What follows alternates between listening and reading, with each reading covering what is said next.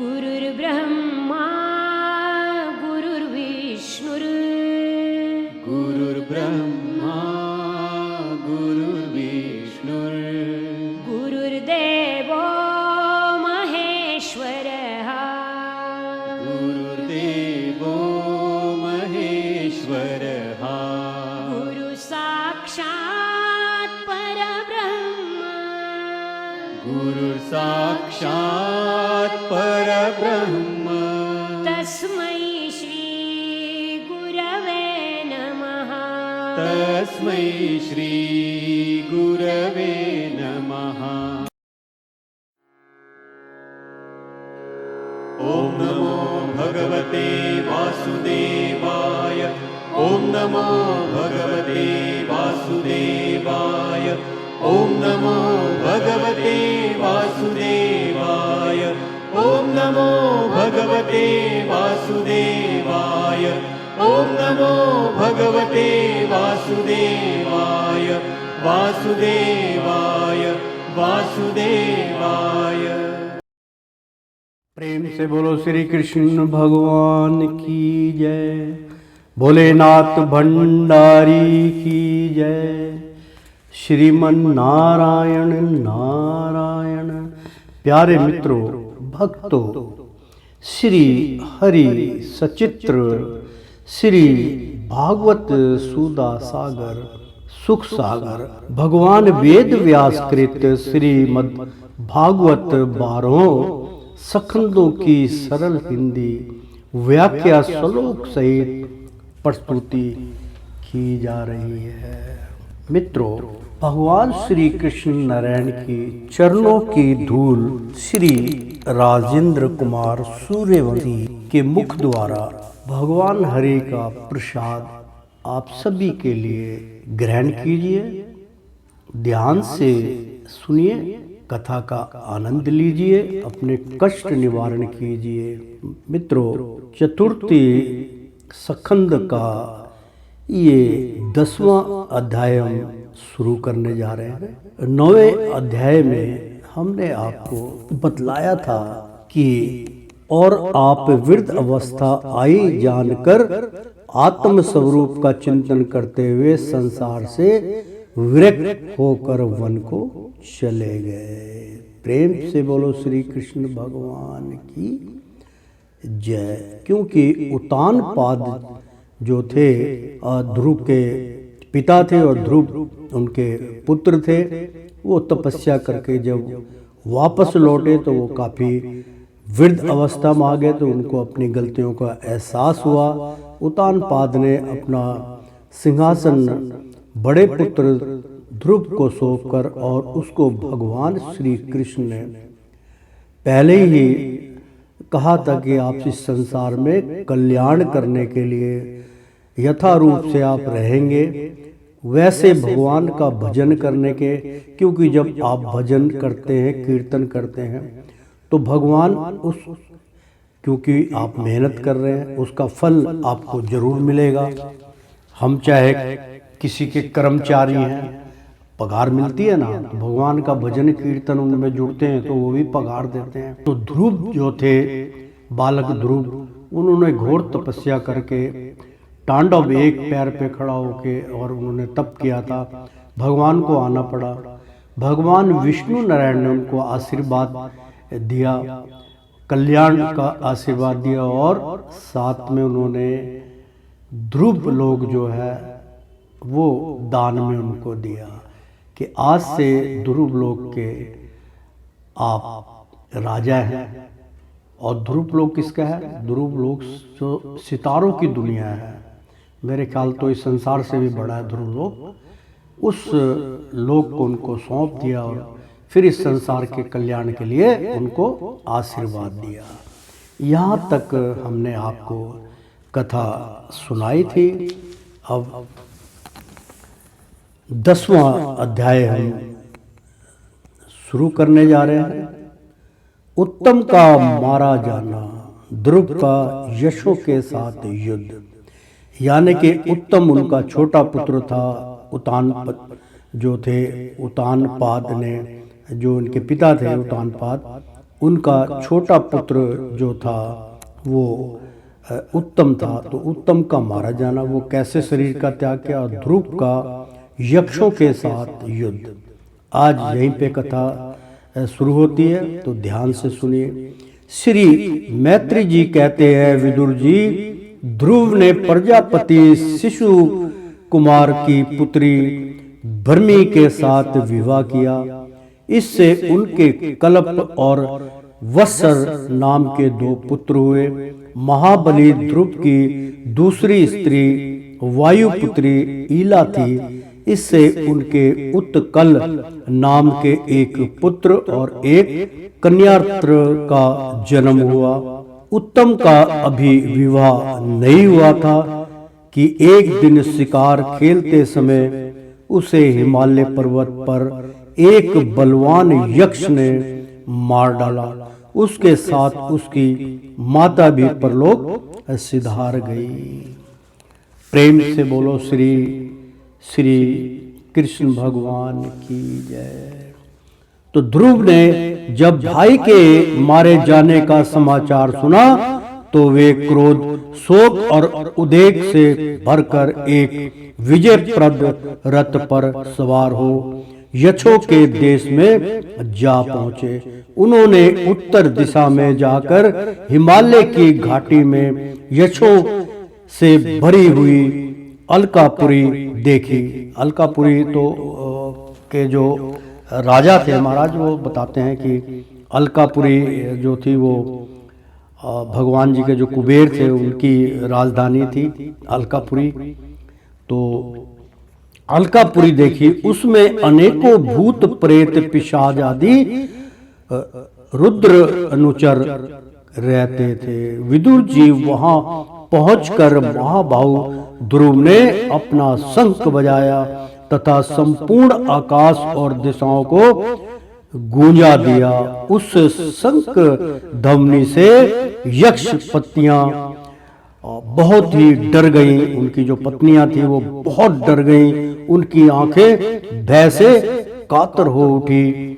मित्रों, यहाँ एक बहुत सुंदर प्रसंग है, मैं आपको बतलाना चाहता हूँ कि भाई के ऐसा मत को कि जो भगवान के भक्त होते हैं, भगवान से जो जुड़े होते हैं, जो बहुत उच्च कोटि में चले जाते हैं भगवान का, जिनको यानी कि पद प्राप्त हो जाता है, भगवान के समान वो सारे कार्य करते हैं, तो ऐसा नहीं है मित्रों कि उनको क्रोध नहीं आता। उनका क्रोध बहुत खतरनाक होता है। मित्रों, किसी भक्त से या किसी जोगी महर्षि से या बहुत पहुंचे हुए जो साधु संत होते, उनसे कभी भी क्रोध नहीं करना चाहिए। जब उनको क्रोध आया तो बचने का कोई मार्ग नहीं है। तो ध्रुव ने जब भाई के मारे जाने का समाचार सुना तो वे क्रोध, शोक और उद्वेग से भरकर एक विजय प्रद रथ पर, यानी कि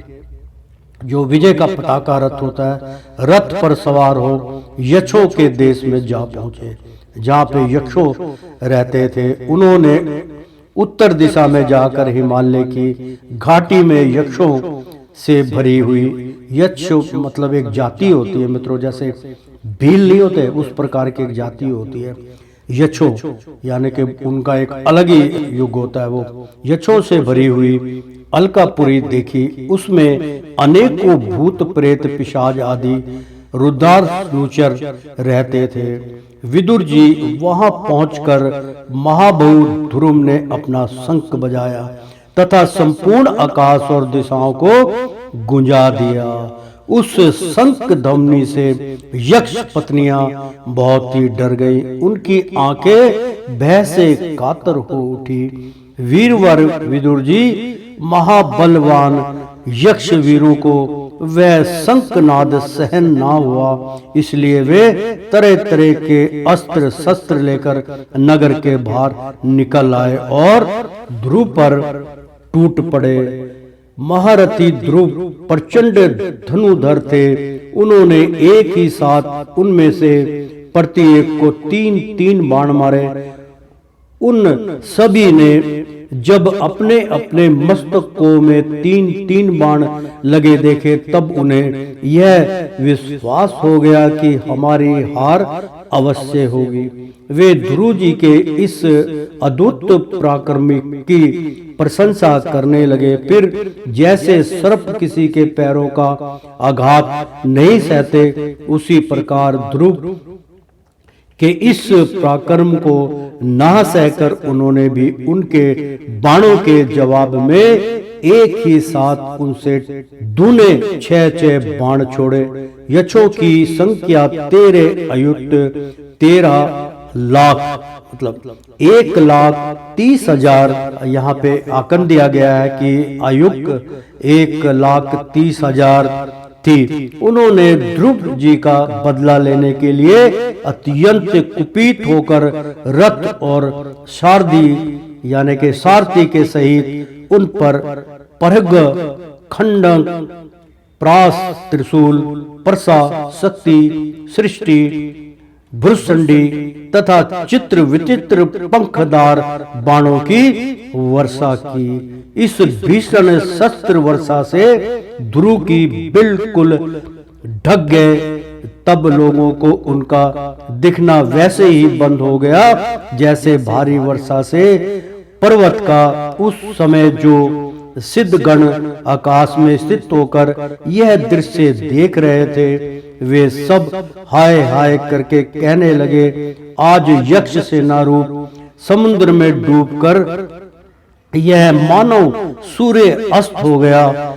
यक्ष लोग अपनी विजय की घोषणा करते हुए युद्ध क्षेत्र में सिंह की तरह गरजने लगे। इसी बीच में ध्रुव जी का रथ एकाएक वैसे ही प्रकट हो गया जैसे कोहरे में से सूर्य भगवान निकल आते हैं। ध्रुव जी ने अपने दिव्य धनुष की डंकार करके शत्रुओं के दिल दहला दिए और फिर प्रचंड बाणों की वर्षा करके उनके अस्त्र शस्त्रों को इस प्रकार छिन्न भिन्न कर दिया जैसे आंधी बादलों को तितर बितर कर देती है। उनके धनुष से छूटे हुए तीखे तीर यक्ष राक्षसों के कवचों को भेद कर इस प्रकार उनके शरीर में घुस गए जैसे इंद्र के छोड़े हुए वज्र पर्वतों में प्रवेश कर गए थे।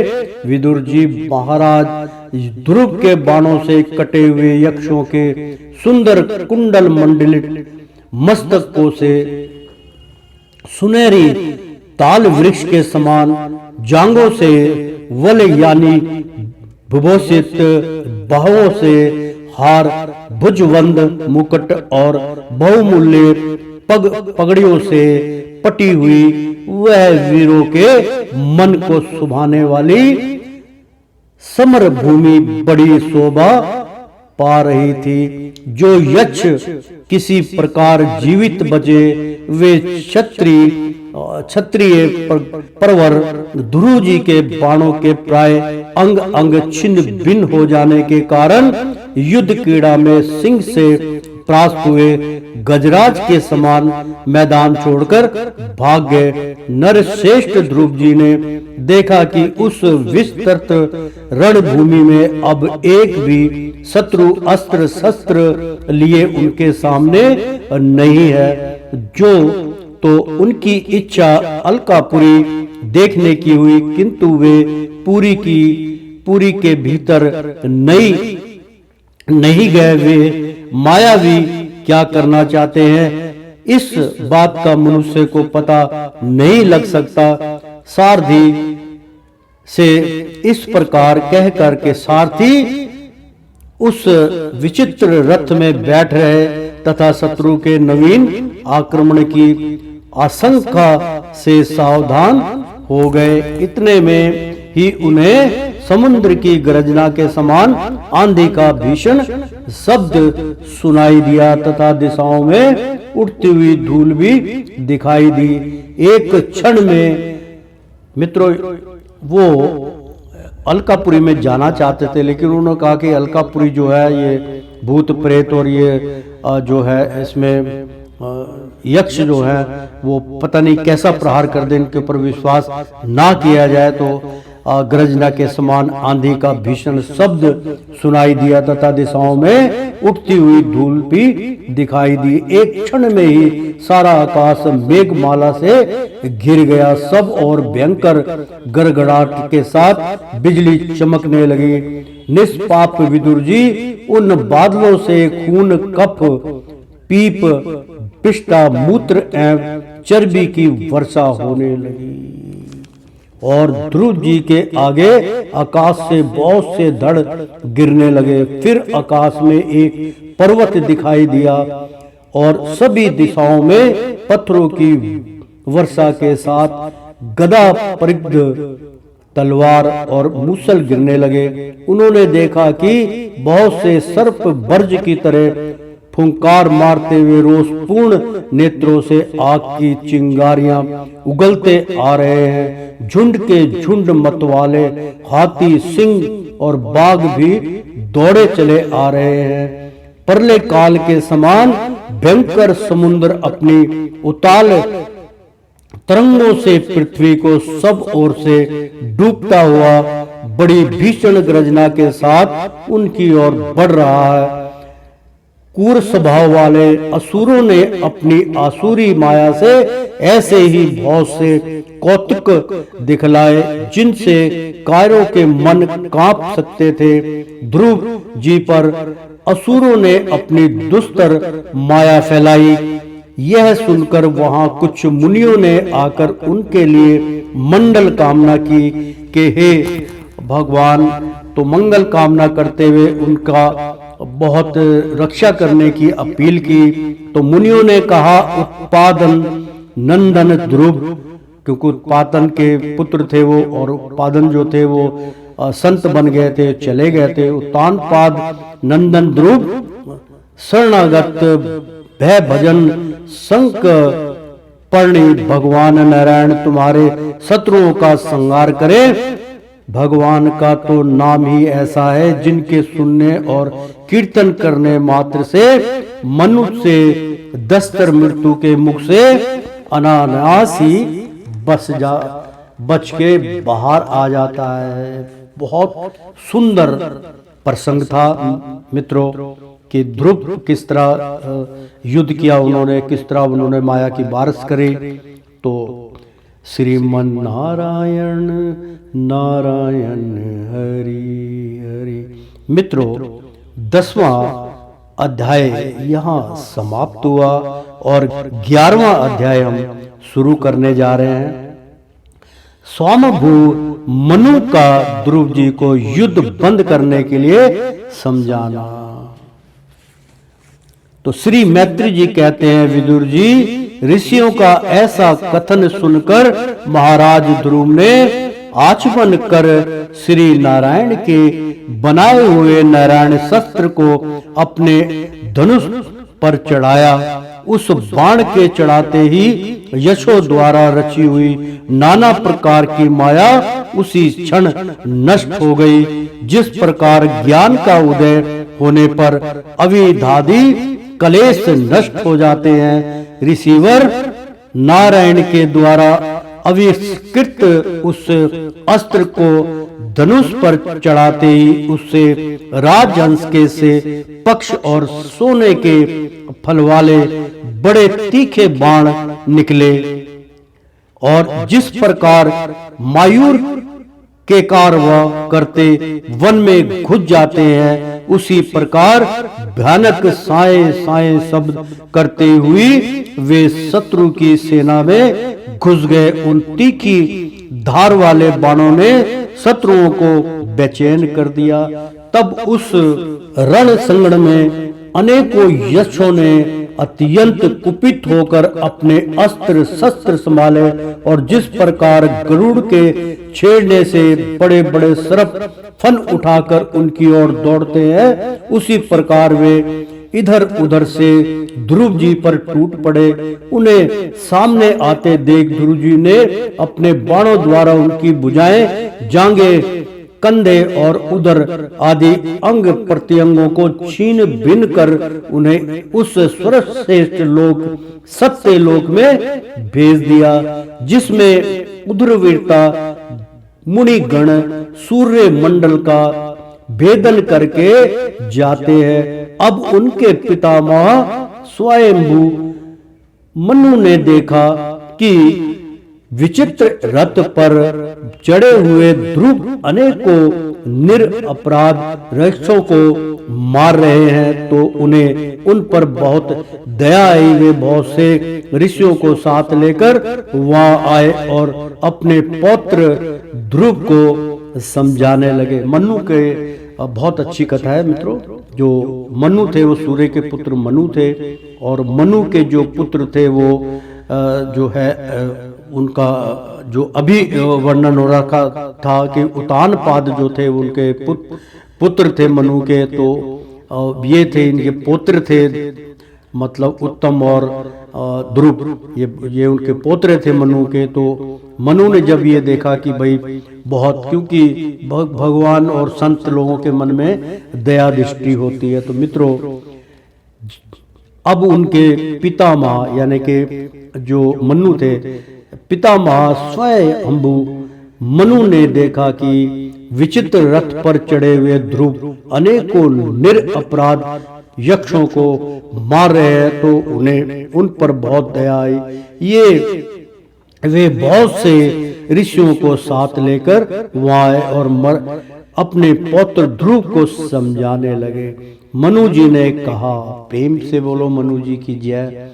कहा, बेटा बस बस, अधिक क्रोध करना ठीक नहीं, यह पापी नरक का द्वार है। इसी के वशीभूत होकर तुमने इन निरपराध यक्षों का वध किया है।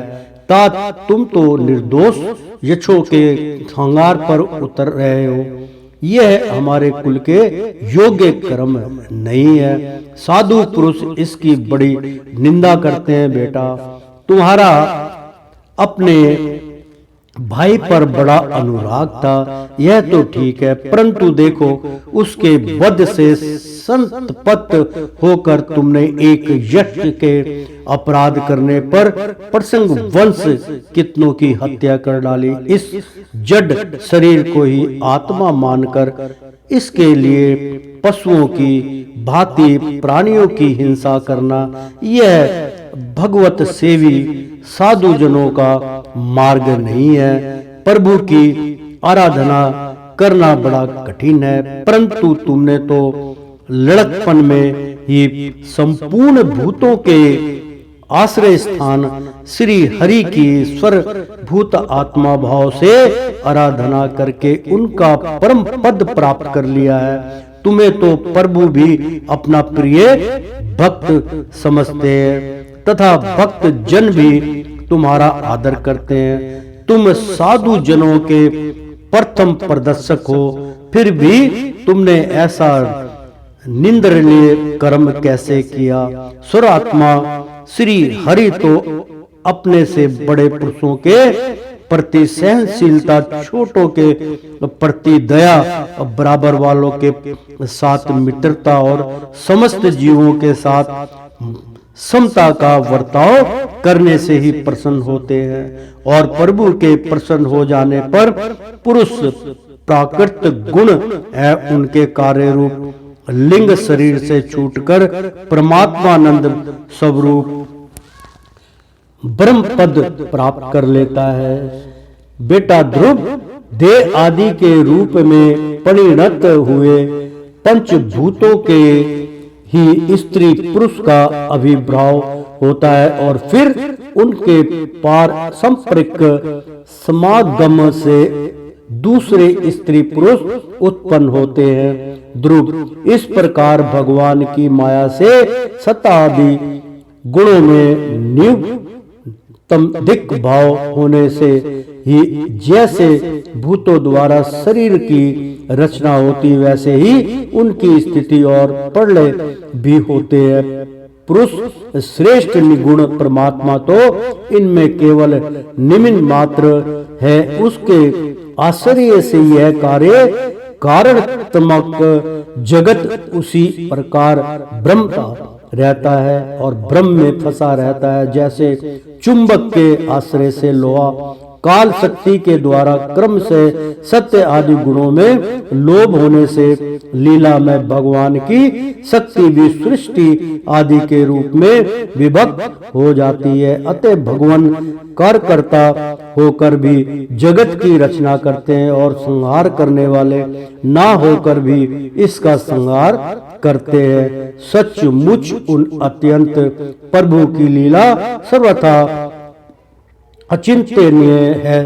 ध्रुव वे काल स्वरूप अवय्य परमात्मा ही स्वयं अंतरहित होकर भी जगत का अंत करने वाले हैं तथा अनादि होकर भी, क्योंकि वो सबसे पृथक है, होकर भी सबके आदि करता भी हैं। वे ही एक जीव से दूसरे जीव को उत्पन्न कर संसार की सृष्टि करते हैं तथा मृत्यु के द्वारा मारने वाले को भी मरवा कर उसका संहार करते हैं। वे काल भगवान संपूर्ण सृष्टि में समान रूप से अनुवर्षित है। उनका ना तो कोई मित्र पक्ष है और ना शत्रु पक्ष। जैसे वायु के चलने पर धूल उसके साथ साथ उड़ती है, उसी प्रकार समस्त जीव अपने अपने कर्मों के अधीन होकर काल की गति का अनुसरण करते हैं। अपने अपने कर्म अनुसार दुख आदि फल भोगते हैं। स्वर समर्थ श्री हरि कर्म बंधन में बंधे हुए जीव की आयु की बुद्धि और क्षय का विधान करते हैं, परंतु वे स्वयं इन दोनों से रहित और अपने स्वरूप में स्थित हैं। राजन, इन परमात्मा को ही मीमांसक लोग कर्म चरवाक स्वभाव वैशेषिक मतवालंबी काल ज्योतिष देव और कर्मा शक्ति काम कहते हैं। प्रेम से बोलो श्री कृष्ण भगवान की जय। अर्थात मित्रों अपने अपने कर्म अनुसार, यानी कि अपने अपने कर्म अनुसार सुख दुख आदि फल भोगते। प्रत्येक प्राणी अपने कर्मों के अनुसार भुख दुख सब कुछ झेलता है। इसमें भगवान हरि नारायण का कोई दोष नहीं। तीनों गुण जो है उनका दोष है। उनके अनुसार वो सुख भी भोगता है और दुख भी भोगता है। स्वर समर्थ यानी कि स्वर समर्थ श्री हरि यानी कि सबसे ऊपर उच्च कोटि में बैठे हुए श्री हरि कर्म बंधन में बंधे हुए, जो कर्म बंधन में बंधे हुए जीव की, मतलब जो प्राणी कर्म बंधन में बंधे हुए जीव की आयु की, यानी कि जो कर्म बंधनों में बंधे हुए प्राणी हैं उनकी आयु की बुद्धि वृद्धि, उनकी आयु को बढ़ाना और क्षय का निदान करते हैं, यानी कि खत्म करना, छोटा कर देना, कम कर देना और वृद्धि को बढ़ाना, यानी कि उनकी आयु को बढ़ा भी देते हैं और वृद्ध अवस्था भी कर देते हैं। वृद्धि यानी कि बहुत बुढ़ापा भी और क्षय का समझ लो समाप्त करने का भी विधान करते हैं। परंतु वे स्वयं इन दोनों से रहित और अपने स्वरूप में स्थित हैं, फिर भी वो अपने रूप में स्थित रहते हैं। आत्मा अजय अमर है, ना मरती है, क्योंकि वो प्रकाश स्वरूप है, प्रकाश कभी समाप्त नहीं होता। अपना छांव धूप वो स्थिति पैदा करता रहता, वो उसके कर्म है। तो राजन, इन परमात्मा को ही मीमांसक लोग कर्म चरवाक यानी के मीमांसक लोग कर्म जो प्रति दिन प्रति माह जो परमात्मा को ही मीमांसक लोग यानी कि जो उनके अलावा किसी और की के लिए कर्म नहीं करते, कर्म चरवाक यानी कि उन्हीं के लिए वो जीवक अपना जीवन चलाते हैं। उनका स्वभाव वैशेषिक यानी कि उन्हीं के मत में रहता। मतवा लंबी मतलब मताओ लंबी काल यानी कि बहुत लंबी आयु तक वो यही काम करते हैं। ज्योतिषी देव जो ज्योतिषी हैं, जो कालदर्शी होते हैं देव, और काम शास्त्री काम कहते हैं। तो काम शास्त्री काम कहते हैं वे किसी भी इंद्रियां या प्रमाण के विषय नहीं है, मैं दादी अनेक शक्तियां भी उन्हीं से प्रकट हुई हैं। वे क्या करना चाहते हैं इस बात को भी संसार में कोई नहीं जानता। फिर अपने मूल कारण उन प्रभु को तो जान ही कौन सकता है। बेटा, ये कुबेर के अनुचर तुम्हारे भाइयों को मारने वाले नहीं है। यानी कि कुबेर की जो राजधानी है, मैंने अभी पीछे जिक्र किया था, तो वो कुबेर की राजधानी में पहुंच गए थे और वो उसमें जो जिसने उनके भाइयों का अंत किया था वो मनु बोल रहे हैं कि पुत्र बेटा, ये कुबेर के अनुचर यानी कि कुबेर के ही इर्द गिर्द घूमने वाले उनकी रक्षा करते हैं। कुबेर धन के वो माने गए हैं, भगवान के वो कुबेर थे, भगवान के खजांची थे, तो वो धन की रक्षा करते। वो भूत प्रेत और सब उनका धन कोई वहां से ले जाता नहीं, भगवान ही उसके धन को लेते हैं। तो कुबेर की जो है ये अलकापुरी जो है उनकी राजधानी है मित्रों।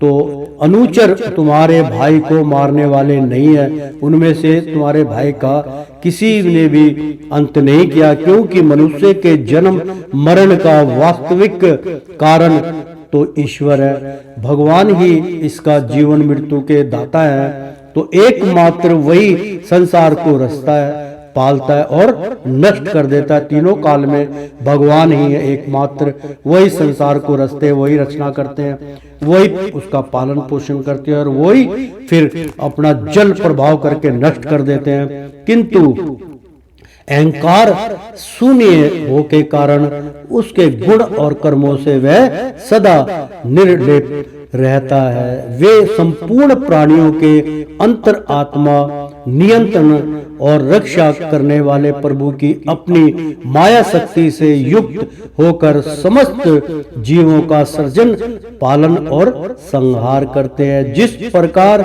नाक में नकेल पड़े हुए बैल अपने मालिक का बोझा ढोते रहते हैं, उसी प्रकार जगत की रचना करने वाले ब्रह्म आदि भी नाम रूप डेरी से बंधे हुए उन्हीं की आज्ञा का पालन करते हैं। वे अब भक्तों के लिए मृत्यु रूप और भक्तों के लिए अमृत रूप हैं तथा संसार के एकमात्र आश्रय है। तात तुम सब प्रकार उन्हीं परमात्मा की शरण लो। तुम 5 वर्ष की ही अवस्था में अपनी सौतेली माता के बाणों से यानी कि कटास से महामहर्त हो कर माँ की गोद छोड़कर वन को चले गए थे। वहां तपस्या द्वारा जिन ऋषिकेश भगवान की आराधना करके तुमने त्रिलोकी की से ऊपर ध्रुव पद प्राप्त किया है और जो तुम्हारे वैर भावहीन सरल हृदय में वश विशेष रूप से विराजमान हुए थे। भगवान तुम्हारे भक्ति से प्रसन्न हो गए, तुम्हारे जो है अंदर प्रवेश कर गए थे। उन निगुण जिनके अंदर कोई गुण नहीं होता, वो उन निगुण अद्वितीय अविनाशी और नित्य मुक्त परमात्मा को आध्यात्मिक दृष्टि से अपने अंतःकरण में ढूंढो। उनमें यह भेदभाव में प्राप्त यज्ञ न होने पर भी प्रतीत हो रहा है। ऐसा करने से स्वर शक्ति संपन्न परमात्मानंद स्वरूप स्वरात्मी भगवान यानी कि स्वर अंतर्यामी भगवान अनंत में तुम्हारी सुदृढ़ता भक्ति होगी और उसके प्रभाव से तुम मैं मेरेपन के रूप में दृढ़ हुई अविद्या की गांठ को काट डालोगे। प्रेम से बोलो श्री कृष्ण भगवान की जय। उच्चारण मित्रों, भेदभाव में यानी कि जो आपने भेदभाव एक दूसरे के प्रति रखा है, प्रयच्छ यानी कि एक दूसरे के प्रति जो आपका भेदभाव ना होने पर भी प्रतीत हो रहा है, यानी कि आप कभी किसी से ईर्ष्या नहीं रखते, फिर भी ऐसा मेरे को प्रतीत हो रहा है। ऐसा करने से स्वर शक्ति संपन्न आप बहुत शक्तिशाली है, परमानंद स्वरूप सर्व आत्मयामी, यानी कि आप अंतर्यामी भी है, परमात्मा स्वरूप भी है। भगवान अनंत में तुम्हारी दृष्टा सुदृढ़ता, यानी कि बहुत संकल्प भक्ति होगी और उसके प्रभाव से तुम मैं मेरेपन के रूप में दृढ़ हुई, यानी कि तुम्हारे अंदर मैं क्यों उत्पन्न हुई। अविद्या की, यानी कि जो आपके अंदर अविद्या की गांठ, यानी कि विद्या के आगे अज्ञानता की गांठ को काट डालोगे, यानी कि जो अज्ञानता पद तुमने ग्रहण किया उसको काट के फेंक दो और उचित मार्ग पे आप आओ राजन। जिस प्रकार औषधि से रोग शांत किया जाता है, उसी प्रकार मैंने तुम्हें जो कुछ उपदेश दिया है उस पर विचार करके अपने क्रोध को शांत करो। क्रोध कल्याण मार्ग का बड़ा ही विरोधी है। भगवान तुम्हारा मंडल करे, मंगल करे, कृपा करे। क्रोध के वशीभूत हुए पुरुष से सभी लोगों को बड़ा भय होता है, इसलिए जो बुद्धिमान पुरुष ऐसा चाहता है कि मुझसे किसी भी प्राणी को भय ना हो और मुझे भी किसी से भय ना हो, उसे क्रोध के वश में कभी ना होना चाहिए। तुमने जो यह समझ कर कि ये मेरा भाई के मारने वाले इतने यशों का संहार किया है, इससे तुम्हारे द्वारा भगवान शंकर के सखा कुबेर जी का बड़ा अपराध हुआ है। इसलिए बेटा, जब तक कि महापुरुषों का तेज हमारे कुल को आकंत नहीं कर लेता, इसके पहले ही विनम्र भाषण और विनय के द्वारा शीघ्र उन्हें प्रसन्न कर लो। यानी कि बहुत विनम्र भाव से, बहुत शांत भाव से अपने मुख से ऐसे भाषण निकालिए, विनय के द्वारा उनके ऊपर थोड़ा सा दया दृष्टि डाल के द्वारा शीघ्र उन्हें प्रसन्न कर लो और उनको प्रसन्न कीजिए। इस प्रकार स्वयं अम्भु मनु ने अपने पौत्र ध्रुव को शिक्षा दी। तब ध्रुव जी ने उन्हें प्रणाम किया। उनके पश्चात वे महर्षियों के सहित अपने लोक को चले गए। प्रेम से बोलो श्री कृष्ण भगवान की जय। श्रीमन नारायण नारायण हरि हरि, श्रीमन नारायण नारायण हरि हरि। प्रेम से बोलो श्री कृष्ण भगवान की जय। मित्रों, बहुत अच्छा सुंदर प्रसंग था और इसी के साथ हम समाप्ति करते हैं। तो श्रीमन नारायण नारायण हरि हरि, तेरी लीला सबसे न्यारी न्यारी, बोलो हरि हरि। और श्रीमन नारायण नारायण हरि